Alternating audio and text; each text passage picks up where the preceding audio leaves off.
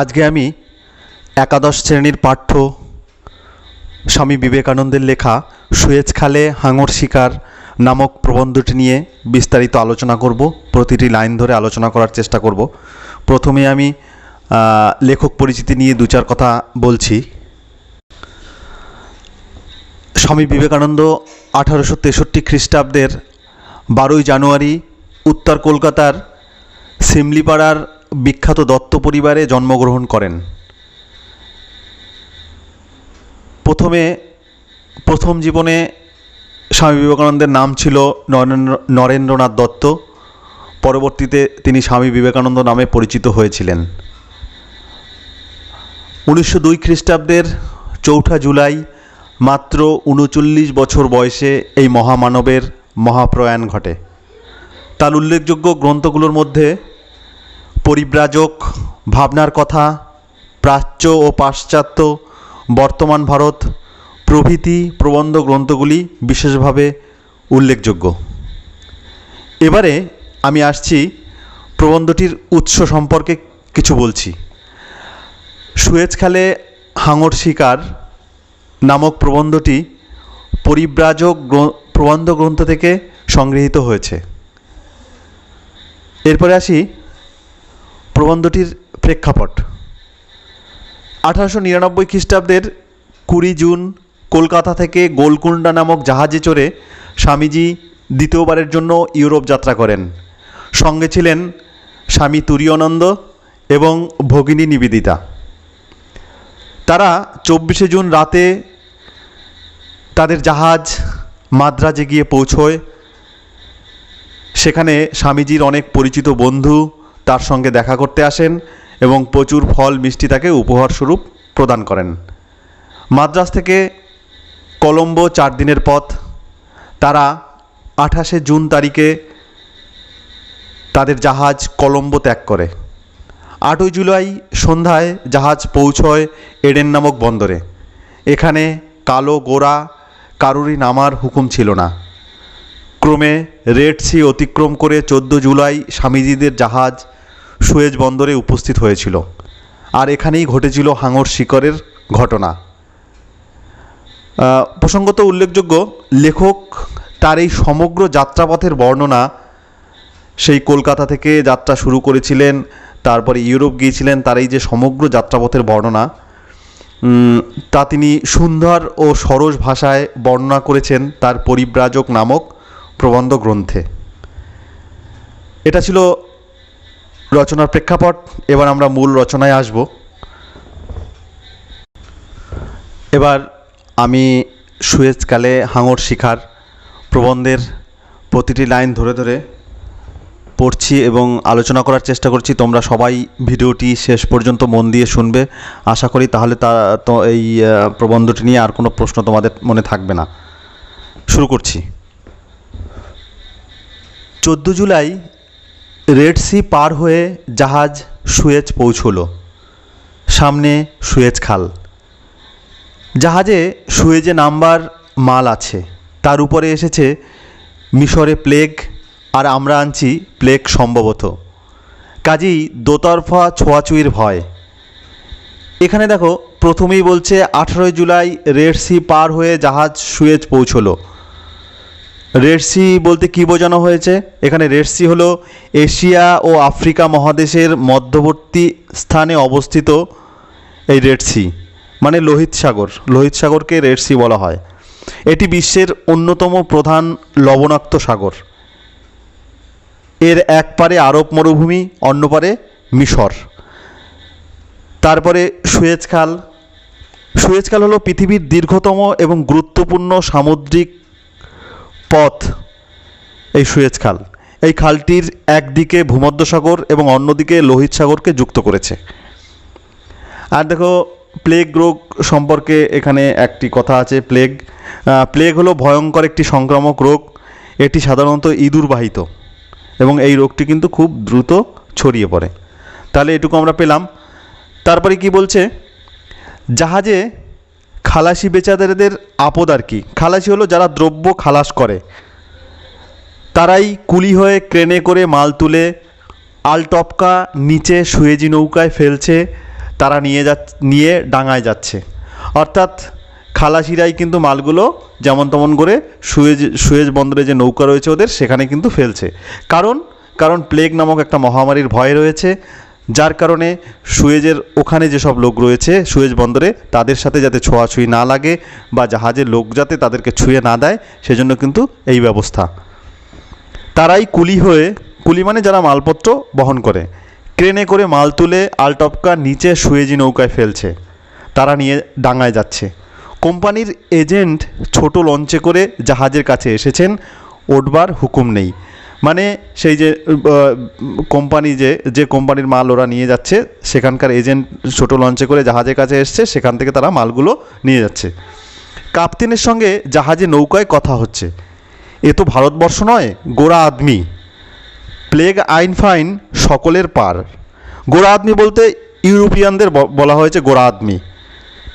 এখানে ইউরোপের আরম্ভ, অর্থাৎ এই যে সুয়েজ বন্দর এখান থেকেই কিন্তু ইউরোপের আরম্ভ, সেটা বলা হয়েছে। স্বর্গে ইঁদুর বাহন প্লেগ পাছে ওঠে, তাই এত আয়োজন। এই ইঁদুর যে বাহন করেছে, যে প্লেগ রোগটা ইঁদুরের মাধ্যমে যে এসছে, সে তাতে যাতে সবাইকে আক্রমণ না করে সেই জন্য কিন্তু এইরকম এতটা ছুতছাতের ব্যবস্থা করা হয়েছে। প্লেগ বিষ প্রবেশ থেকে 10 দিনের মধ্যে ফুটে বেরোয়। অর্থাৎ প্লেগের বিষ যদি শরীরের মধ্যে যায় তাহলে 10 দিনের মধ্যে তার সিমটমগুলো দেখা যায়, তার উপসর্গগুলো দেখা যায়। তাই 10 দিনের আটক। আমাদের কিন্তু 10 দিন পার হয়ে গেছে, ভাড়া কেটে গেছে। অর্থাৎ লেখক এখানে বলতে চাইছে লেখকরা কিন্তু 10 দিন পার হয়ে গেছে, তাই লেখকদের কিন্তু এখন আর সেই ভাড়াটা নেই, 10 দিন আর আটক থাকার ব্যাপারটা নেই। কিন্তু মিশরি আদমিকে ছুলেই আবার 10 দিন আটক। অর্থাৎ এবার যদি তারা মিশরের কোনো লোককে ছোঁয় তাহলে কিন্তু পুনরায় আবার তাদের 10 দিন আটক থাকতে হবে। তাহলে আর নেপলসেও লোক নামানো হবে না, মার্সাইতেও নয়। কাজেই যা কিছু হচ্ছে কাজ সব আলগোছে, কাজেই ধীরে ধীরে মাল নামাতে সারাদিন লাগবে। সুতরাং খুব ধীরে সুস্থে কাজ হচ্ছে, সেই জন্য লেখক বলছে মাল নামাতে সারাদিন লেগে যাবে। রাত্রিতে জাহাজ অনায়াসেই খাল পার হতে পারে যদি সামনে বিজলি আলো পায়। যদি আলো থাকে তাহলে কিন্তু জাহাজ রাত্রেও পার হতে পারে, কিন্তু সে আলো পড়াতে গেলে সুয়েজের লোককে জাহাজ ছুঁতে হবে। অর্থাৎ সেই আলো যদি পড়াতে যায়, সেই আলোর ব্যবস্থা যদি করতে যায়, তাহলে কিন্তু সুয়েজ বন্দরের যে লোকজন তাদেরকে কিন্তু জাহাজকে ছুঁতে হবে। আর জাহাজ ছুলেই কী হবে? ব্যাস 10 দিন কোয়ারেন্টাইন, বা এখানে কারাটিন বলেছেন বাংলায়। কাজেই রাতেও যাওয়া হবে না, 24 ঘন্টা এখানেই পড়ে থাকো সুয়েজ বন্দরে। সুতরাং রাতেও যাওয়ার কিন্তু কোনো ব্যবস্থা নেই, সেই জন্য বলছে 24 ঘন্টা এই সুয়েজ বন্দরই আমাদের পড়ে থাকতে হবে। এবারে নেক্সট প্যারায় কী বলছে? এটি বড় সুন্দর প্রাকৃতিক বন্দর, প্রায় 3 দিকে বালির ঢিপি আর পাহাড়, জলও খুব গভীর, জলে অসংখ্য মাছ আর হাঙর ভেসে ভেসে বেড়াচ্ছে। এই বন্দরে আর অস্ট্রেলিয়ার সিডনি বন্দরে যত হাঙর এমন আর দুনিয়ায় কোথাও নাই। অর্থাৎ দেখো, এখানকার প্রাকৃতিক পরিবেশকে, প্রাকৃতিক দৃশ্যগুলোকে খুব লেখকের খুব পছন্দ হয়েছে, সে খুব প্রশংসা করেছে এবং বলছে এখানকার জল খুব গভীর, এখানের জলে অসংখ্য হাঙর ভেসে বেড়াচ্ছে এবং যত মাছ আছে এখানে আর কিন্তু কোনো অস্ট্রেলিয়া বন্দর ছাড়া অন্য কোথাও কিন্তু এত হাঙর আর দেখা পাওয়া যায় না। আর এই হাঙরগুলো কী করে? বাগে পেলেই মানুষকে খেয়েছে। জলে নাবে কে? সাপ আর হাঙরের উপর মানুষের জাত ক্রোধ, মানুষও বাগে পেলে ওদের ছাড়ে না। অর্থাৎ হাঙরের সাথে মানুষের যে একটা জাত ক্রোধ সেটা এখানে বলেছে। তারপরের প্যারা, সকালবেলা খাবার দাবার আগেই শোনা গেল যে জাহাজের পেছনে বড় বড় হাঙর ভেসে ভেসে বেড়াচ্ছে। দেখো, এখানে লেখক বলছে সকালে খাবার খাওয়ার আগেই ওরা শুনতে পেলো জাহাজের পেছনে বড় বড় হাঙর ভেসে বেড়াচ্ছে। জলজন্ত হাঙর পূর্বে আর কখনো দেখা যায়নি। গতবার আসবার সময়ে সুয়েজে জাহাজ অল্পক্ষণই ছিল, তাও আবার শহরের গায়ে। হাঙরের খবর শুনেই আমরা তাড়াতাড়ি উপস্থিত। অর্থাৎ লেখকরা যখন শুনলো যে জাহাজের পেছনে বড় বড় হাঙর, তখন কিন্তু তারা সেখানে তাড়াতাড়ি গিয়ে উপস্থিত হলো। সেকেন্ড ক্লাসটি জাহাজের পাছার উপর, অর্থাৎ জাহাজের পেছনের দিকে। সেই ছাদ হতে বারান্দা করে কাতারে কাতারে স্ত্রী পুরুষ ছেলে মেয়ে ঝুঁকে হাঙর দেখছে। সবাই সেখানে হাঙর দেখার জন্য উপস্থিত হয়েছে। আমরা যখন হাজির হলুম তখন হাঙর মিয়ারা একটু সরে গেছেন। হাঙর মিয়ারা অর্থাৎ হাঙরকে একটু মজা করেই বলছেন, হাঙর মিয়ারা একটু সরে গেছে। মনটা বড়ই ক্ষুণ্ণ হলো। মনটা কেন ক্ষুণ্ণ হলো? কারণ লেখক যখন পৌঁছলো তখন দেখলো হাঙরগুলো সরে গেছে, হাঙরকে দেখতে পেল না। কিন্তু দেখি যে জলে গাংধারার মতো এক প্রকার মাছ ঝাঁকে ঝাঁকে ভাসছে। গাংধারা মানে, গাংধারা হলো এক প্রকারের ছোট ছোট মাছ, খালে বিলে এরা ঝাঁকে ঝাঁকে ঘুরে বেড়ায়। সেই মাছগুলো ওখানেও দেখা গেল। এরবারে কি বলছে, আর এক রকম খুব ছোট মাছ জলে ঠিক ঠিক করছে। আরও মাছ দেখতে পেল। মাঝে মাঝে এক একটা বড় মাছ, অনেকটা ইলিশ মাছের চেহারা, তীরের মতো এদিক ওদিক করে দৌড়চ্ছে। মনে হলো বুঝি উনি হাঙরের বাচ্চা। আরেকটি মাছ দেখলো ওর থেকে একটু বড়, ইলিশ মাছের মতো, সেটাকে দেখে লেখকের মনে হলো হাঙরের বাচ্চা। কিন্তু জিজ্ঞেস করে জানলুম তা নয়, ওর নাম বনিটো। কিন্তু আশেপাশে সবার কাছে জিজ্ঞেস করে লেখক জানতে পেল যে এটা হাঙরের বাচ্চা নয়, এই মাছের নাম হলো বনিটো। পূর্বে ওর বিষয় পড়া গেছিল বটে, এবং মালদ্বীপ হতে উনি শুটকি রূপে আমদানি হন হুড়ি চড়ে, তাও পড়া ছিল। অর্থাৎ এই মাছের শুটকি, এই মাছ দিয়ে একটা শুটকি করা হয়, শুটকি মাছ। সেটা ওর মাংস লাল ও বড় সুস্বাদু, এবং সেটার মাংস কিন্তু খুব লাল হয় এবং ভীষণ সুস্বাদু হয়, তাও শোনা আছে। এখন ওর তেজ আর বেগ দেখে খুশি হওয়া গেল। মাছটা সম্পর্কে লেখক জানতো, শুনেছিল, আজকে কিন্তু ওর তেজ আর বেগ দেখলো।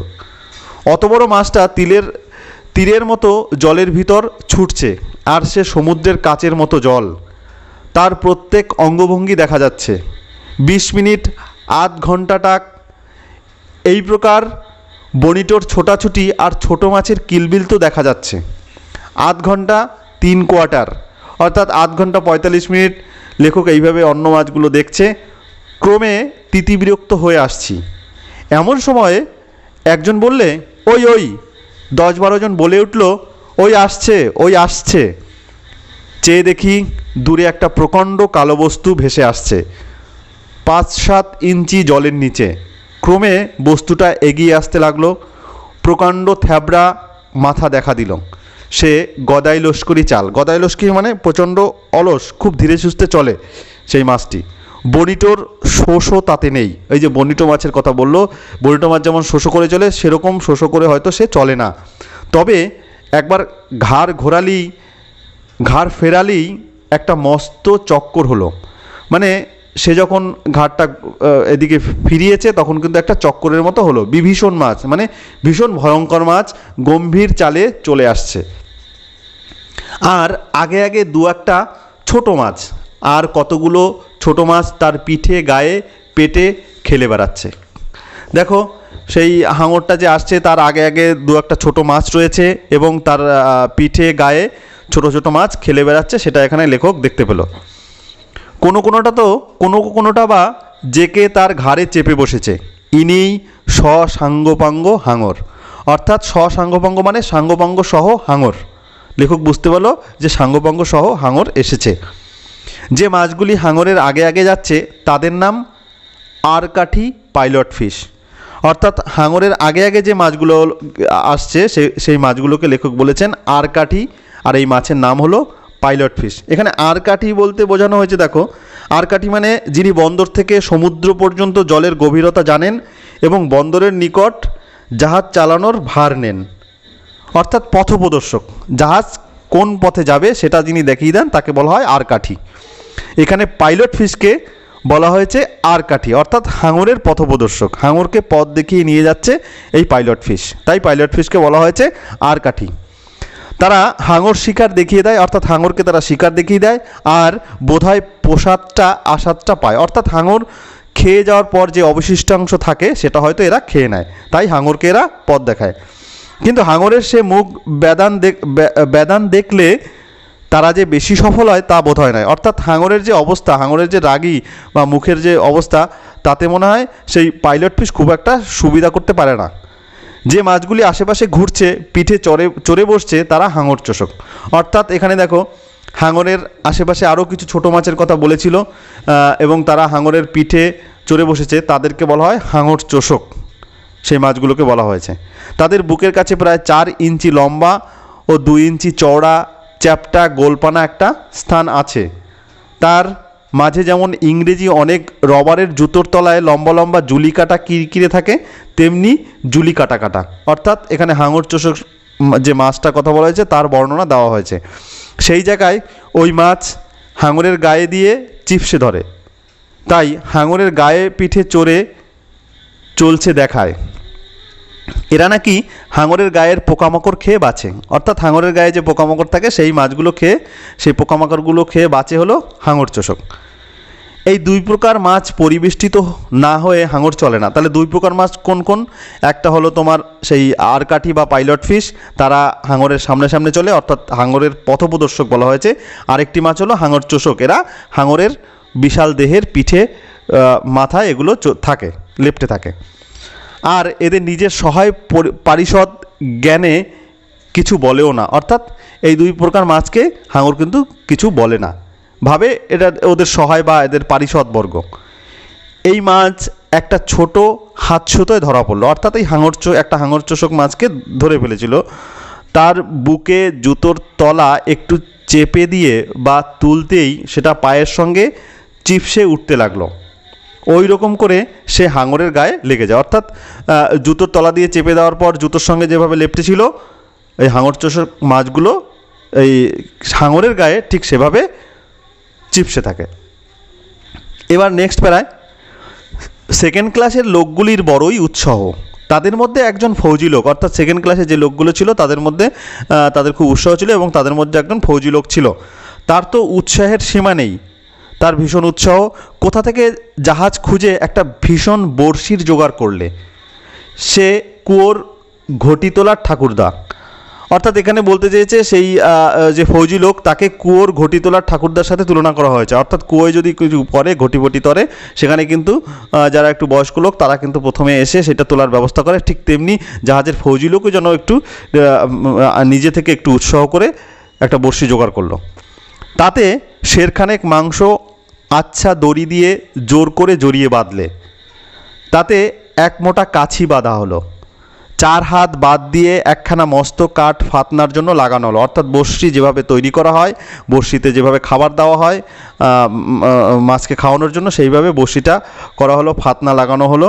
তারপর ফাতনা শুদ্ধ বড়শি ঝুপ করে জলে ফেলে দেওয়া হলো। জাহাজের নিচে একখানা পুলিশের নৌকো। এবার সেই ফাতনাটা জলে ফেলে দেওয়া হলো। জাহাজের নিচে একখানা পুলিশের নৌকো, জাহাজের নিচের দিকে একটা পুলিশের নৌকো ছিল। আমরা আসা পর্যন্ত চৌকি দিচ্ছিল, পাছে ডাঙার সঙ্গে আমাদের কোনো রকম ছোঁয়াছুঁই হয়। অর্থাৎ পুলিশের নৌকোটা কেন ছিল? যাতে ডাঙার সাথে জাহাজের ছোঁয়াছুঁই না হয়, সেটা দেখভালের জন্য একটি পুলিশের নৌকা ছিল, চৌকি দিচ্ছিল, পাহারা দিচ্ছিল। সেই নৌকোর উপর আবার দুজন দিব্যি ঘুমোচ্ছিল, আর যাত্রীদের যথেষ্ট ঘৃণার কারণ হচ্ছিল। এখানে বলতে চেয়েছিল সেই নৌকোর উপর দুজন লোক দিব্যি আরামে ঘুমোচ্ছিল, এবং যাত্রীরা কিন্তু তাতে যথেষ্ট বিরক্ত হচ্ছিল। এক্ষণে তারা বড় বন্ধু হয়ে উঠল। এখন কিন্তু তারা যাত্রীদের বন্ধু হয়ে উঠল। কারণ কি? হাঁকাহাঁকির চোটে আরব মিয়া চোখ মুছতে মুছতে উঠে দাঁড়ালেন। এখানেও লেখক একটু মজা করে তাদেরকে আরব মিয়া বলেছেন। তারা যাত্রীদের চিৎকার চেঁচামেচি শুনে চোখ মুছতে মুছতে উঠে দাঁড়ালো। কি একটা হাঙ্গামা উপস্থিত বলে কোমর 8 বার জোগাড় করছেন। এমন সময়ে বুঝতে পারলেন যে এত হাঁকাহাঁকি কেবল তাকে কড়িকাষ্ঠরূপ হাঙর ধরবার ফাতনাটিকে টোপ সহিত কিঞ্চিত দূরে সরিয়ে দেবার অনুরোধ ধ্বনি। এবার পুলিশটা বুঝতে পারলো যে তাকে এত ডাকাডাকির কারণ কি। সে বুঝতে পারলো চোখ খুলে যে এই যে ফাতনা, অর্থাৎ হাঙরকে ধরার জন্য যে বড়শিটা ফেলা হয়েছে, সেই ফাতনাটা টোপসহ একটু দূরে যাতে সরিয়ে দেওয়া হয়, সেই জন্য পুলিশকে ডাকা হয়েছে। তখন তিনি নিঃশ্বাস ছেড়ে আকর্ণ বিস্তার হাসি হেসে একটা বল্লির ডগায় করে ঠেলে ঠুলে ফাতনাটাকে তো দূরে ফেললেন, আর আমরা উদ্গ্রীব হয়ে পায়ের ডগায় দাঁড়িয়ে বারান্দায় ঝুঁকে ওই আসে শ্রী হাঙরের জন্য সচকিত নয়নং পশ্যতি তব পন্থানং হয়ে রইলাম। এবং যার জন্য মানুষ ওই প্রকার ধরফর করে, সে চিরকাল যা করে তাই হতে লাগলো। অর্থাৎ সখী শ্যামনা এলো। দেখো খুব সুন্দর মজার ছলে লেখক বলেছেন। এখানে দেখো সেই পুলিশ যখন বুঝতে পারলো যে তাকে কেন ডাকা হলো, তাই সে সেই কাজটি করলো, অর্থাৎ ফাতনাটিকে দূরে সরিয়ে দিল। এবং লেখক বলল সবাই আমরা তখন উদ্গ্রীব হয়ে অপেক্ষা রইলাম। এখানে দেখো সুন্দর একটা সংস্কৃত শ্লোকের একটা লাইন দিয়েছে, সচকিত নয়নং পশ্যতি তব পন্থনাং, অর্থাৎ সচকিত নয়নে তোমার পথপানে চেয়ে থাকা। অর্থাৎ লেখকরা সচকিত নয়নে কার পথপানে চেয়েছিল? হাঙরের পথপানে চেয়েছিল, কখন হাঙরকে দেখা যাবে, এখানে তাই বলল। আর লেখক আরেকটি বলল সখী শ্যামনায়ালো, অর্থাৎ তবুও তার দেখা পাওয়া যাচ্ছে না, ওরা যে খুব উদ্গ্রীব হয়ে রয়েছে সেটা বোঝাতে কথাটা বলা হয়েছে। কিন্তু সকল দুঃখেরই একটা পার আছে, অর্থাৎ সকল দুঃখেরই একটা শেষ আছে। তখন সহসা জাহাজ হতে প্রায় 200 হাত দূরে বৃহৎ ভিস্তির মশকের আকার কি একটা ভেসে উঠল, সঙ্গে সঙ্গে ওই হাঙর রব। এখানে দেখো ভিস্তির মশকের আকার, অর্থাৎ জল বয়ে নিয়ে যাওয়ার চামড়ার একটা থলি বিশেষ ব্যাগ থাকে, সেটাকে বলা হয় ভিস্তির মশকের ব্যাগ। সেরকম একটা কি একটা বড় ভেসে উঠল, সঙ্গে সঙ্গে সবাই চিৎকার করলো ওই হাঙর, অর্থাৎ হাঙর আসছে, এই আওয়াজ তারা তুলল। চুপ চুপ ছেলের দল, হাঙর পালাবে। তখন সবাই ওকে বললো তোমরা চুপ করো, এরকম করলে কিন্তু হাঙর পালিয়ে যাবে, আওয়াজ শুনলে হাঙর কিন্তু পালিয়ে যাবে। বলি ওহে সাদা টুপিগুলো একবার নাবাও না, হাঙরটা যে ভরকে যাবে। অনেকে সাদা টুপি পরেছিল, সেই সাদা টুপিগুলো নামাতে বলল। ইত্যাকার আওয়াজ যখন কর্ণকুহরে প্রবেশ করছে, তাবৎ সেই হাঙর লবণ সমুদ্র জন্মা বর্ষি সংলগ্ন শোরের মাংসের তালটি উদরাগ্নিতে ভস্মাবশেষ করবার জন্য পাল ভরে নৌকার মতো শো করে সামনে এসে পড়লেন। সবাই যখন এই রকম আওয়াজ করলো, তখন সেই হাঙরকে বলেছে লবণ সমুদ্র জন্ম, অর্থাৎ লবণাক্ত সমুদ্রেতে যার জন্ম, সেই হাঙর কি করলো? সেই বর্ষি সংলগ্ন শোরের মাংসের তালটি, বর্ষিতে যে সেই মাংসটা দেওয়া হলো, মাংসের তালাটি, সেটা উদরাগ্নি অর্থাৎ পেটে নিয়ে নিয়েছে। তখন তারা নৌকার মতো শোষো করে সামনে এসে পড়ল। আর 5 হাত, এইবার হাঙরের মুখ টোপে ঠেকেছে, অর্থাৎ এবার বলছে যে টোপ দিয়েছে, সেই টোপে হাঙরের মুখটা ঠেকেছে। সে ভীমপুচ্ছ একটু হেললো, সোজা গতি চক্রাকারে পরিণত হলো। তার ভীমপুচ্ছ মানে ভীষণ, ভীমের মতো মানে অনেক বড় পুচ্ছ লেজ, সেটাকে একটু হেলিয়ে দিল এবং সোজা গতি চক্রাকারে পরিণত হলো। যা হাঙর চলে গেল হয়ে, অর্থাৎ হাঙর কিন্তু টোপটা আর খায়নি, সে কিন্তু চলে গেল। প্রথমে কিন্তু ও এসছিল সেই মাংসটি যাতে পেটে নেওয়া যায় বা খাওয়া যায়, সেই জন্য কিন্তু এসছিল, কিন্তু সে টোপের কাছে এসে আবার চলে গেল। এবার কি বলছে দেখো, আবার পুচ্ছ একটু বাঁকলো, আবার পুচ্ছ একটু বাঁকালো, আর সেই প্রকাণ্ড শরীর ঘুরে বর্ষি মুখো দাঁড়ালো, আবার শো করে আসছে, ওই হা করে বর্ষি ধরে ধরে, আবার কিন্তু ওটা বেঁকে আবার কিন্তু সেই হাঙরটা বর্ষির কাছে আসছে। আবার সেই পাপ লেজ নড়ল, আর হাঙর শরীর ঘুরিয়ে দূরে চলল। এবার লেজটা একটু নাড়িয়ে হাঙর কিন্তু শরীরটা ঘুরিয়ে দিয়ে আবার দূরে চলে গেল। আবার ওই চক্র দিয়ে আসছে, আবার হা করছে, ওই টোপটা মুখে নিয়েছে। এইবার ওই চিতিয়ে পড়লো, হয়েছে, টোপ খেয়েছে, টান টান টান। 40-50 জনে টান, প্রাণপণে টান। কি জোর মাছের, কি ঝটাপট, কি হা, টান টান জল থেকে এই উঠল, ওই যে জলে ঘুরছে, আবার চিতুচ্ছে, টান টান। যা, টোন খুলে গেল, হাঙর পালালো। তাই তো হে, তোমাদের কি তাড়াতাড়ি বাপু, একটু সময় দিলে না টোপ খেত, যেই চিতিয়েছে অমনি কি টানতে হয়। অর্থাৎ দেখো এখানে কিন্তু ওরা হাঙরটাকে ধরতে পারলো না, অনেকে মিলে চেষ্টা করলো, হাঙরটা প্রায় 40-50 জন মিলে ওরা যখন ভাবলো হাঙরটা সেই টোপ গিলেছে, তখন কিন্তু সেই হাঙরের সাথে অনেক সময় লড়াই হলো।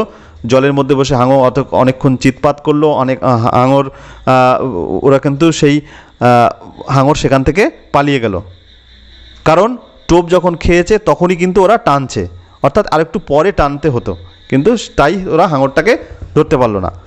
আর গতস্য শোচনা নাস্তি, অর্থাৎ এই যে হাঙরটা ধরতে পেলো না, তার জন্য গতস্য শোচনা নাস্তি বলতে যা বিগত হয়েছে তা নিয়ে অনুশোচনা করে লাভ নেই। অর্থাৎ হাঙর যে ধরতে পারেনি সেটা নিয়ে দুঃখ করে লাভ নেই। হাঙর তো বড়শি ছাড়িয়ে চোচা দৌড়, অর্থাৎ বড়শিটাকে ছেড়ে দিয়ে হাঙর কিন্তু দৌড়ে পালালো। আরকাটি মাছকে উপযুক্ত শিক্ষা দিলে কি না তা খবর পায়নি। আরকাটি মাছ মানে পাইলট ফিশকে যে ভুল খবর দেওয়ার জন্য বা পাইলট ফিশ যেখানে নিয়ে এসেছিল ওকে পথ দেখিয়ে, তার জন্য পাইলট ফিশকে লেখক একটু মজা করেই বলেছে, উপযুক্ত শিক্ষা দিল কিনা সেই খবর আমরা জানতে পারিনি। মোদ্দা হাঙর তো চোচা, আর আবার সেটা ছিল বাঘা, ওই হাঙরটাকে বাঘার সাথে তুলনা করা হয়েছে, অর্থাৎ বাঘের মতো কালো কালো ডোরা কাটা দাগ ছিল তার গায়ে। যা হোক, বাঘা বর্ষি সন্নিধি পরিত্যাগ করার জন্য আর কাঠি রক্তচোষা অন্তর্দ্বন্দ্বে, অর্থাৎ পালিয়ে গেল। আর কাঠি মানে সেই আরকাঠি মাছ, রক্তচোষা এদেরকে নিয়ে সেই বাঘা কিন্তু বর্ষির সান্নিধ্য, বর্ষিকে পরিত্যাগ করে ওরা কিন্তু পালিয়ে গেল, অন্তর্ধান হয়েছে। এরপরে নেক্সট পাড়ায় আসছি। কিন্তু নেহাত হতাশ হবার প্রয়োজন নেই, ওই যে পলায়মান বাঘার গা ঘেঁষে আর একটা থ্যাবড়ামুখও চলে আসছে। এবার লেখকরা দেখতে পেল যে হতাশ হবার কোনো প্রয়োজন নেই, সেই যে বাঘা বেরিয়ে গেল তার গা ঘেঁষে আর একটা থ্যাবড়ামুখও হাঙর আসছে। আহা, হাঙরদের ভাষা নেই, নইলে বাঘা নিশ্চিত পেটের খবর তাকে দিয়ে সাবধান করত। লেখক কেন বলছে যে সেই বাঘাদের কোনো ভাষা নেই বলে আবার থ্যাবড়ামুখও আসছে, না হয় কিন্তু বাঘা গিয়ে সেই থ্যাবড়ামুখকে সাবধান করে দিত, অর্থাৎ এই যে হাঙরটা এখন আসছে একে সাবধান করে দিত যে তুমি ওখানে যাবে না, ওখানে গেলে বিপদের আশঙ্কা রয়েছে। নিশ্চিত বলতো, দেখো হে সাবধান, ওখানে একটা নতুন জানোয়ার এসেছে, বড় সুস্বাদু সুগন্ধ মাংস তার, কিন্তু কি শক্ত হাড়। এতকার হাঙরগিরি করছি, কত রকম জানোয়ার জ্যান্ত মরা আধমরা উদরস্থ করেছি, কত রকম হাড় গোড় ইট পাথর কাঠ টুকরো পেটে পড়েছি, কিন্তু এ হাড়ের কাছে আর সব মাখম হে মাখম। এই দেখো না আমার দাঁতের দশা, চোয়ালের দশা কি হয়েছে, বলে একবার সেই আকটিদেশ বিস্তৃত মুখ বেদনা করে আগন্তুক হাঙরকে অবশ্যই দেখাতো। দেখো খুব সুন্দর লেখক এখানে মজা করে বলেছে যে এই যে হাঙরটা পালিয়ে গেল, যে সেই হাঙরটা কিন্তু যদি ওদের ভাষা থাকতো তাহলে কিন্তু এখন যে হাঙরটা আসছে খেতে টোপ ধরতে তাকে কিন্তু সাবধান করে দিত যে তুমি ওখানে যাবে না। তার জন্য লেখক কিন্তু এই কথাগুলোর অবতারণা করেছে। সেও প্রাচীন বয়সসুলভ অভিজ্ঞতা সহকারে চ্যাং মাছের পিত্তি, কুজো ভেটকির পিলে, ঝিনুকের ঠান্ডা সুরুয়া ইত্যাদি সমুদ্রজ মহৌষধির কোনো না কোনোটা ব্যবহারের উপদেশ দিতই দিত। এবার এই যে বাঘা নামক যে হাঙরটি এসছিল, সেই হাঙরের যে দশা হয়েছে তার জন্য কিন্তু এই যে থ্যাবড়ামুখ হাঙর সে কিন্তু তাকে এইসব মহাঔষধি সেবনের পরামর্শ দিত। সেগুলো কি? চ্যাং মাছের পিত্তি, কুজো ভেটকির পিলি, ঝিনুকের ঠান্ডা সুরুয়া, এগুলোর কথা বলেছে। এটা লেখক নিজক মজার সাথেই বলেছে। কিন্তু যখন ওসব কিছুই হলো না তখন হয় হাঙরদেরকে অত্যন্ত ভাষার অভাব, নতুবা ভাষা আছে কিন্তু জলের মধ্যে কথা কওয়া চলে না। বলছে এগুলো যখন হলো না তাহলে লেখক বলেছে তাহলে হয়তো তাদের ভাষার অভাব রয়েছে, নতুবা ভাষা থাকলেও জলের মধ্যে সেই ভাষায় কথা বলা চলে না। অতএব যতদিন না কোনো প্রকার হাঙুরে অক্ষর আবিষ্কার হচ্ছে ততদিন সে ভাষার ব্যবহার কেমন করে হয়। অর্থাৎ হাঙরদের মধ্যে যদি ভাষার আবিষ্কার না হয় তাহলে সেই ভাষার ব্যবহার হতে পারে না। অথবা বাঘা মানুষ ঘেঁষা হয়ে মানুষের ধাত পেয়েছে, তাই থ্যাবড়াকে আসল খবর কিছু না বলে মুচকি হেসে ভালো আছো তো হে বলে সরে গেল। আমি একাই ঠকবো।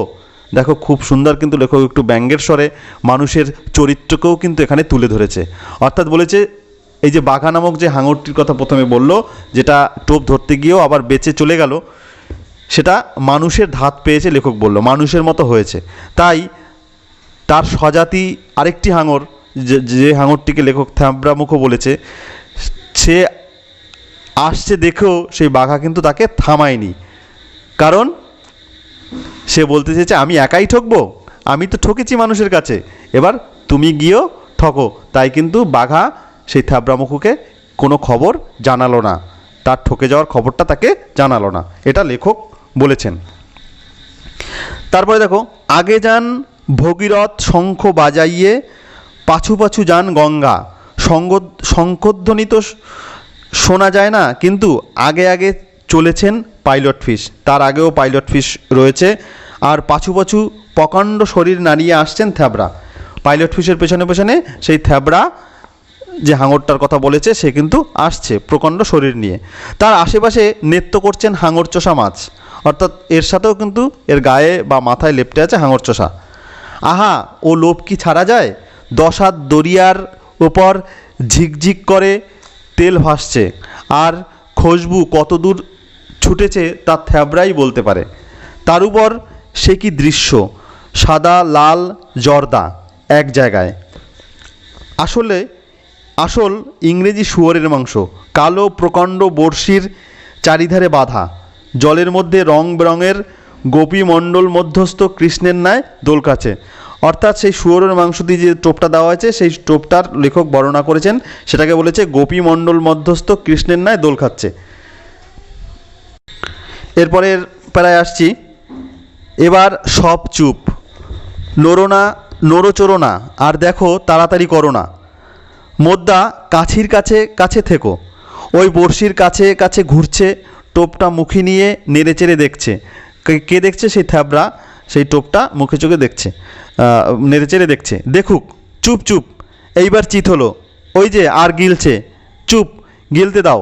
তখন থ্যাবড়া অবসরক্রমে আর হয়ে টোপ উদরস্থ করে যেমন চলে যাবে অমনি টান পড়ল। অর্থাৎ টোপটা খেয়ে যখন সেই থ্যাবড়া হাঙর সে যখন চলে যাবে তখনই টান পড়ল। বিস্মিত থ্যাবড়া মুখ ঝেড়ে চাইলে সেটাকে ফেলে দিতে, উল্টো উৎপত্তি। অর্থাৎ থ্যাবড়া যখন বুঝতে পারলো সে টোপ গিলেছে, তার বিপদের সম্মুখীন হয়েছে, তখন কিন্তু সে টোপটাকে ফেলে দিতে চাইলো, কিন্তু ফেলে দিতে গিয়ে তার উল্টো বিপত্তি ঘটলো, আরও আটকে গেল। বড়শি গেল বিধে, তার উপর ছেলে বুড়ো জোয়ান দে টান, কাছি ধরে দে টান। ওই হাঙরের মাথাটা জল ছাড়িয়ে উঠল। টান ভাই টান। ওই যে প্রায় আধখানা হাঙর জলের উপর। বাপ কি মুখ! ও যে সবটাই মুখ আর গলা হে। টান, ওই সবটাই জল ছাড়িয়েছে। ওই যে বড়শিটা বিঁধেছে, ঠোঁট এফোর ওফোর। টান, থাম থাম। ও আরও পুলিশ মাঝি, ওর লেজের দিকে একটা দড়ি বেঁধে দাও তো, নইলে যে এত বড় জানোয়ার টেনে তোলা দায়। সাবধান হয়ে ভাই, ও লেজের ঝাপটায় ঘোড়ার ঠ্যাং ভেঙে যায়। আবার টান। অর্থাৎ হাঙরটা ধরা পড়েছে, তাকে সবাই মিলে টানছে, উপরে তোলার চেষ্টা করেছে। আবার টান। কি ভারী হে! ও মা, ও কি? তাই তো হে, হাঙরের পেটের নিচে দিকে ও কি ঝুলছে? ও ঝুলছে কি? ও যে নাড়ি ভুঁড়ি। নিজের ভারে নিজের নাড়ি ভুঁড়ি বেরোলো যে। যাক, ওটা কেটে দাও, জলে পড়ুক, বোঝা কমুক। টান ভাই টান। এ যে রক্তের ফোয়ারা হে, আর কাপড়ের মায়া করলে চলবে না। টান। এই এলো, এইবার জাহাজের উপর ফেলো। ভাই হুঁশিয়ার, খুব হুঁশিয়ার। তেরে এক কামড়ে একটা হাত ওয়ার, আর ওই লেজ সাবধান। এইবার দড়ি ছাড়। ধূপ বাবা, কি হাঙর! কি ধপাস করেই জাহাজের উপর পড়ল। সাবধানের মার নেই। ওই কড়িকাঠখানা দিয়ে ওর মাথায় মারো। ওহে ফৌজি ম্যান, তুমি সেফাই লোক, এ তোমার কাজ। তখন সেই ফৌজি লোকটাকে বলল যে একটা কড়িকাঠ ছিল, ওই কড়িকাঠ দিয়ে সেই হাঙরের মাথায় বাড়ি মারো। বটে তো, রক্ত মাখা গায়ে কাপড়ে ফৌজি যাত্রী কড়িকাঠ উঠিয়ে দুম দুম দিতে লাগলো হাঙরের মাথায়। আর মেয়েরা, আহা কি নিষ্ঠুর, মেরো না ইত্যাদি চিৎকার করতে লাগলো, অথচ দেখতেও ছাড়বে না। অর্থাৎ হাঙরের জন্য তাদের মায়াও হচ্ছে, আহা কি নিষ্ঠুরভাবে ওকে মারছে বলছে, অথচ তারা কিন্তু সেই মারার দৃশ্যটা দেখতেও ছাড়ছে না। তারপর সে বীভৎস কাণ্ড এইখানেই বিরাম হোক। অর্থাৎ সেই যে হাঙর নিধন যে করলো, সেই বীভৎস কাণ্ডটা এখানেই বিরাম হোক, এটা লেখক বলল। কেমন করে সে হাঙরের পেট চেরা হলো, কেমন রক্তের নদী বইতে লাগলো, কেমন সে হাঙর ছিন্ন ভিন্ন দেহে ছিন্ন হৃদয় হয়েও কতক্ষণ কাঁপতে লাগলো, নড়তে লাগলো, কেমন করে তার পেট থেকে অস্থি, চর্ম, মাংস, কাঠ টুকরো একরাশ বেরুলো, সেসব কথা থাক। অর্থাৎ সেই হাঙরকে মারার যে বীভৎস দৃশ্য, সেই দৃশ্যগুলোকে লেখক বলল যে সেই দৃশ্যগুলোর বর্ণনা আর দেওয়ার দরকার নেই, সেটা আমি আর দিচ্ছি না। এই পর্যন্ত যে সেদিন আমার খাওয়া দাওয়ার দফা মাটি হয়ে গেছিল। অর্থাৎ লেখক কিন্তু সেদিন আর কিছু ওই হাঙর মৃত্যুর দৃশ্য বা হাঙরকে মারার দৃশ্য দেখে লেখক কিন্তু আর কিছু খেতে পারেনি। সব জিনিসেই সেই হাঙরের গন্ধ বোধ হতে লাগলো। এরপরে আসছি, এ সুয়েজ খাল স্থাপত্যের এক অদ্ভুত নিদর্শন। ফার্ডিন্যান্ড লেসেন্স নামক এক ফরাসি স্থপতি এই খাল খনন করেন। এই সুয়েজ খালকে কিন্তু একটা সভ্যতার একটা অদ্ভুত নিদর্শন বলেছেন। এটা কে প্রতিষ্ঠা করেন? এই সুয়েজ খালটা খনন করেন কে? ফার্ডিন্যান্ড লেসেমস নামে এক ব্যক্তি। ভূমধ্যসাগর ও লোহিত সাগরের সংযোগ হয়ে ইউরোপ আর ভারতবর্ষের মধ্যে ব্যবসা বাণিজ্যের অত্যন্ত সুবিধা হয়েছে। অর্থাৎ এই সুয়েজ খাল খননের ফলে ইউরোপ আর ভারতবর্ষের মধ্যে ব্যবসার কিন্তু বহুত সুবিধা হয়েছে, অনেক সুবিধা হয়েছে। মানবজাতির উন্নতির বর্তমান অবস্থার জন্য যতগুলি কারণ প্রাচীনকাল থেকে কাজ করছে তার মধ্যে বোধহয় ভারতের বাণিজ্য সর্বপ্রধান। অর্থাৎ মানবজাতির উন্নতির জন্য ভারতের যে বাণিজ্য সেটা কিন্তু খুব ভীষণ কার্যকরী। অনাদিকাল হতে উর্বরতায় আর বাণিজ্য শিল্পে ভারতের মতো দেশ কি আর আছে? লেখক কিন্তু বলেছেন বাণিজ্য শিল্পে ভারতের মতো দেশ পৃথিবীতে আর নেই। দুনিয়ার যত সুতি কাপড়, তুলা, পাট, নীল, লাক্ষা, চাল, হিরে, মতি ইত্যাদির ব্যবহার 100 বৎসর আগে পর্যন্ত ছিল, তা সমস্তই ভারতবর্ষ হতে যেত। অর্থাৎ এই যে কাপড়, তুলা, পাট, নীল, লাক্ষা, চাল, হিরে, মতি এর যে ব্যবহার 100 বছর আগে পর্যন্ত ছিল তা কিন্তু সব ভারতবর্ষ থেকেই যেত। তাছাড়া উৎকৃষ্ট রেশমি, পশমিনা কিংবা তারপর কিংখাব, পশমিনা কিংখাব ইত্যাদি এদেশের মতো কোথাও হতো না। আর লবঙ্গ, এলাচি, মরিচ, জায়ফল, জয়িত্রী প্রভৃতি নানাবিধ মশলার স্থান এই ভারতবর্ষ। কাজেই অতি প্রাচীনকাল হতেই যে দেশ যখন সভ্য হতো তখন ওই জিনিসের জন্য ভারতের উপর নির্ভর করতো। অর্থাৎ পৃথিবীর সমস্ত সভ্য দেশই কিন্তু বাণিজ্যের জন্য ভারতের উপর নির্ভরশীল ছিল। এই বাণিজ্যর দুটি প্রধান ধারায় চলতো। কী কী ধারায় চলতো? লেখক এখানে বলেছে, একটি ডাঙা পথে আফগানি ইরানি দেশ হয়ে, আরেকটি জলপথে রেড সি হয়ে।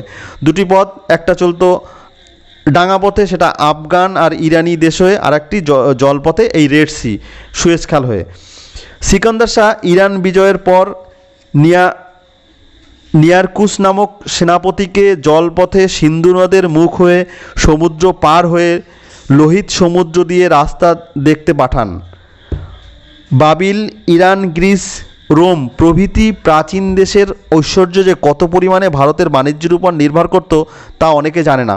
অর্থাৎ ইউরোপের বিভিন্ন দেশ যে বাণিজ্যের জন্য ভারতের উপর নির্ভর করত তা কিন্তু অনেকেই জানে না। রোম ধ্বংসের পর মুসলমানি বোগদাদ ও ইতালীয় ভিনিস ও জেনোয়া ভারতীয় বাণিজ্যের প্রধান পাশ্চাত্য কেন্দ্র হয়েছিল। যখন তুর্কেরা রোম সাম্রাজ্য দখল করে ইতালীয়দের ভারত বাণিজ্যের রাস্তা বন্ধ করে দিলে তখন জেনোয়া নিবাসী কলম্বাস আটলান্টিক পার হয়ে ভারতে আসবার নতুন রাস্তা বার করবার চেষ্টা করেন। এর ফলস্বরূপ কী হয়েছিল? কলম্বাস কী আবিষ্কার করেছিল? আমেরিকা মহাদ্বীপের আবিষ্ক্রিয়া। আমেরিকায় পৌঁছলেও কলম্বাসের ভ্রম যায়নি যে এটা ভারতবর্ষ নয়। সে আমেরিকাকে কিন্তু কলম্বাস ভারতবর্ষ ভেবেছিল। সেই জন্য আমেরিকায় আদিম নিবাসীরা এখনও ইন্ডিয়ান নামে অভিহিত।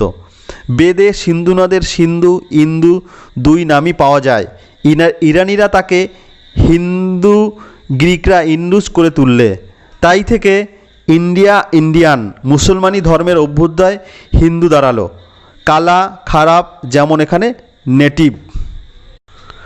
দেখো এখানে লেখক বলতে চেয়েছিল এই যে কলম্বাস আমেরিকা আবিষ্কার করে, সেখানে কিন্তু আমেরিকায় পৌঁছেও কিন্তু কলম্বাস ভেবেছিল যে সেটি ভারতবর্ষই। আর সে কারণেই কিন্তু আমেরিকার আদিম নিবাসীরা আজও ইন্ডিয়ান নামে অভিহিত হন।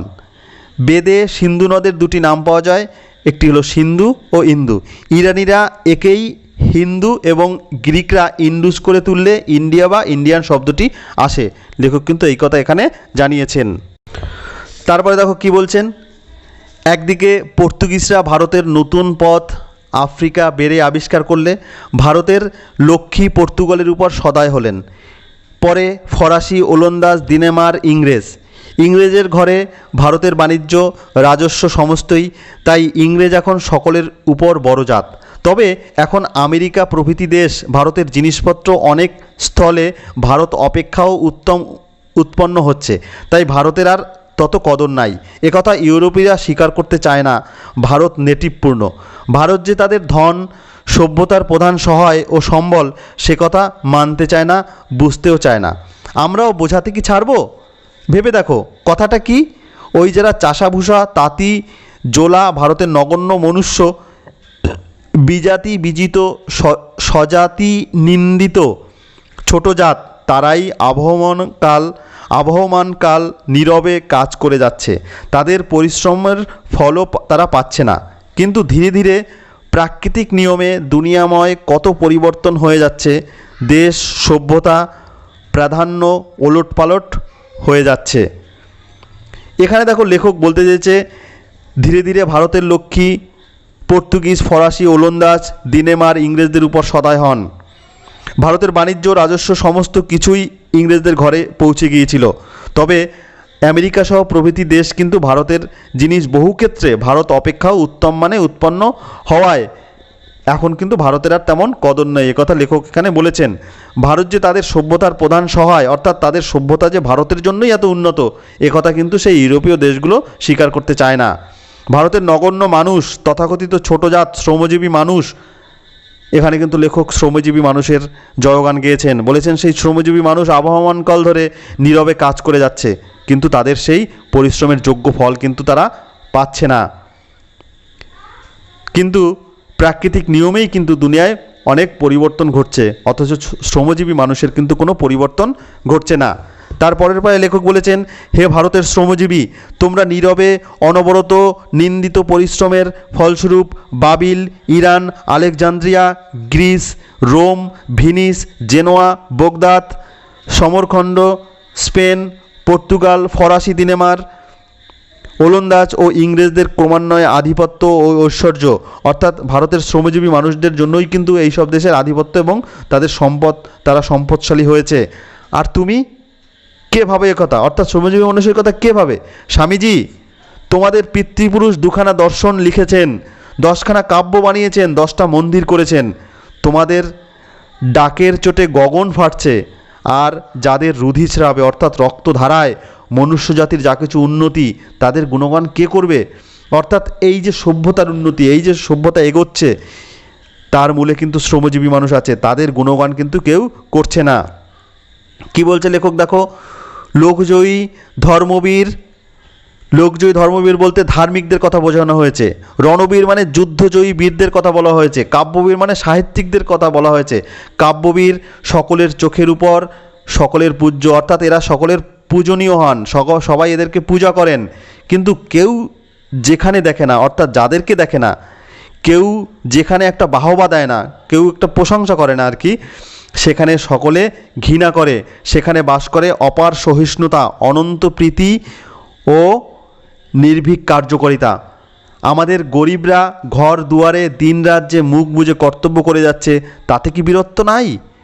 এখানে দেখো আমরা সবাই সেই ধর্মজয়ীদের, ধার্মিকদের, সেই সাহিত্যিকদের তাদের পূজা করি, তাদের প্রশংসা করি, কিন্তু যারা নীরবে নিভৃতে কাজ করে যাচ্ছে কোনো প্রশংসা ছাড়াই, তাদের কি কোনো বীরত্ব নেই? অর্থাৎ শ্রমজীবী মানুষের কথা বলা হয়েছে। বড় কাজ হাতে এলে অনেকেই বীর হয়। 10,000 লোকের বাহবার সামনে কাপুরুষও অক্লেশে প্রাণ দেয়, ঘোর স্বার্থপরও নিষ্কাম হয়। অর্থাৎ প্রশংসা পাওয়ার জন্য, খ্যাতি পাওয়ার জন্য অনেকেই কিন্তু অনেক কিছু করতে পারে অনেক মানুষের সামনে, কিন্তু অতি ক্ষুদ্র কার্যে সকলের অজান্তেও যিনি সেই নিঃস্বার্থতা, কর্তব্যপরায়ণতা দেখান, তিনিই ধন্য। অর্থাৎ এখানে শ্রমজীবী মানুষের কথা বলা হয়েছে, যারা পরের চোখে ভালো হওয়ার কথা ভাবে না, যারা প্রশংসা চায় না, যারা নীরবে নিভৃতে সমাজের অজান্তে, মানুষের অজান্তেই তাদের কাজ করে যাচ্ছে, তাদের কর্তব্য করে যাচ্ছে নিঃস্বার্থভাবে, তাদেরকে ধন্যবাদ দিয়েছেন লেখক। তাদেরকে বলেছেন তোমরা ধন্য, তোমাদের জন্য ভারতবাসী ধন্য। সে তোমরা ভারতের চির পদদলিত শ্রমজীবী, তোমাদের প্রণাম করি। অর্থাৎ সেই শ্রমজীবী মানুষদের কিন্তু লেখক প্রণাম জানিয়েছেন। তাদের এই সভ্যতা উন্নতির জন্য তাদের যে অবদান, সে কথা কিন্তু স্বীকার করেছেন। তারপরে আসছি, এ সুয়েজ খালও অতি প্রাচীন জিনিস। প্রাচীন মিশরের ফেরো বাদশাহের সময় কতগুলি লবণাঙ্গু জলাখাতের দ্বারা সংযুক্ত করে উভয় সমুদ্রস্পর্শী এক খাত তৈয়ার হয়। মিশরে রোম রাজ্যের শাসনকালেও মধ্যে ওই খাত মুক্ত রাখবার চেষ্টা হয়। পরে মুসলমান সেনাপতি অমরু মিশর বিজয় করে ওই খাতের বালুকা উদ্ধার ও অঙ্গপ্রত্যঙ্গ বদলে এক প্রকার নূতন করে তোলেন। এখানে দেখো সুয়েজখালের প্রাচীনত্বের কথা লেখক তুলে ধরেছেন। তিনি বলেছেন মিশরের ফেরো বাদশাহের সময় কতগুলি লবণম্বু জলাখাতের দ্বারা সংযুক্ত করে এই এক খাত তৈরি হয়। এরপরে কি হয়েছে, এরপরে মুসলমান সেনাপতি অমরু মিশর জয় করে ওই খাতের সংস্কার করে নতুন একটা রূপ প্রদান করেছিল। তারপরে দেখো, তারপর বড় কেউ কিচ্ছু করেনি। তুরস্কে সুলতানের প্রতিনিধি মিশর খেদিব ইসমাইল ফরাসিদের পরামর্শে অধিকাংশ ফরাসি অর্থে এই খাত খনন করান, অর্থাৎ ফরাসিদের টাকা এই খাত খনন করা হয়। এ খালের মুশকিল হচ্ছে যে মরুভূমির মধ্য দিয়ে যাবার দরুন পুনঃ পুনঃ বালিতে ভরে যায়। এই খাতের মধ্যে বড় বাণিজ্য জাহাজ একখানি একেবারে যেতে পারে। শুনেছি যে অতি বৃহৎ রণতরী বা বাণিজ্য জাহাজ একেবারেই যেতে পারে না। এখন একখানি জাহাজ যাচ্ছে, আরও একখানি আসছে, এ দুয়ের মধ্যে সংঘাত উপস্থিত হতে পারে। এই জন্যে সমস্ত খালটি কতকগুলি ভাগে বিভক্ত করা হয়েছে এবং প্রত্যেক ভাগের দুই মুখে কতকটা স্থান এমনভাবে প্রশস্ত করে দেওয়া আছে যাতে 2-3খানা জাহাজ একত্রে থাকতে পারে। ভূমধ্য সাগর মুখে প্রধান অফিস আর প্রত্যেক বিভাগেই রেল স্টেশনের মতো স্টেশন। সেই প্রধান অফিসে জাহাজটি খালে প্রবেশ করা মাত্রই ক্রমাগত তারে খবর যেতে থাকে, কখানি আসছে কখানি যাচ্ছে এবং প্রতি মুহূর্তে তারা কে কোথায় তা খবর যাচ্ছে এবং একটি বড় নকশার উপর চিহ্নিত হচ্ছে। একখানির সামনে যদি আরেকখানি আসে, এজন্য এক স্টেশনের হুকুম না পেলে আর এক স্টেশন পর্যন্ত জাহাজ যেতে পায় না। এই সুয়েজ খাল ফরাসিদের হাতে, যদিও খাল কোম্পানির অধিকাংশ শেয়ার এখন ইংরেজদের, তথাপি সমস্ত কার্য ফরাসিরা করে। এটি একটি রাজনৈতিক মীমাংসা। দেখো এখানে লেখক বলতে চেয়েছে সুয়েজ খালের যে প্রধান সমস্যার কথা লেখক তুলে দিয়েছে, সমস্যা হলো মরুভূমির মধ্য দিয়ে যাওয়ার জন্য সেই খাল কিন্তু বারবার বালিতে ভরে যায়। তুরস্ক সুলতানের প্রতিনিধি মিশর খেদিব ইসমাইল ফরাসিদের পরামর্শে অধিকাংশ ফরাসিদের অর্থ সাহায্যে কিন্তু এই খাল খনন করান। এখন এই খালে মুখোমুখি দুটি জাহাজ যদি যায় মুখোমুখি, তাহলে পারস্পরিক সংঘর্ষ হওয়ার সম্ভাবনা রয়েছে। সেটিকে রোধ করার জন্য খালটিকে কিন্তু কয়েকটি ভাগে ভাগ করা হয়েছে এবং প্রত্যেক ভাগের মুখ প্রশস্ত করে কেটে 2-3টি জাহাজ রাখবার ব্যবস্থা করা হয়েছে। জাহাজ খালে প্রবেশ করা মাত্রই কিন্তু ভূমধ্য সাগর মুখে প্রধান অফিসে সেই সংবাদ পৌঁছয় সুয়েজ খাল এখন ফরাসিদের হাতে। শেষে বলেছেন দেখো সুয়েজ খাল এখন ফরাসিদের হাতে, যদিও খাল কোম্পানির অধিকাংশ শেয়ার ইংরেজদের, এই খাল কোম্পানির যে অধিকাংশ শেয়ার সেটা কিন্তু ইংরেজদের হাতে, কিন্তু সমস্ত কাজ কিন্তু ফরাসিরা করে। তাহলে দুপক্ষই খুশি হলো। সেই জন্য বলেছে এই যে ব্যবস্থা যে অধিকাংশ শেয়ার ইংরেজদের হাতে আর কাজকর্ম সব ফরাসিরা করছে, এটাকে একটা রাজনৈতিক মীমাংসা লেখক বলেছেন। এখানেই লেখক প্রবন্ধটা শেষ করেছেন। এবার এই ভিডিওটা অনেকটা বড় হলো, তোমরা শেষ পর্যন্ত শুনলে আশা করি বুঝতে পারবে। আমি নেক্সট ভিডিওতে এর প্রশ্ন উত্তর নিয়ে আসবো। আজ এ পর্যন্ত, সবাই সুস্থ থেকো, ভালো থেকো।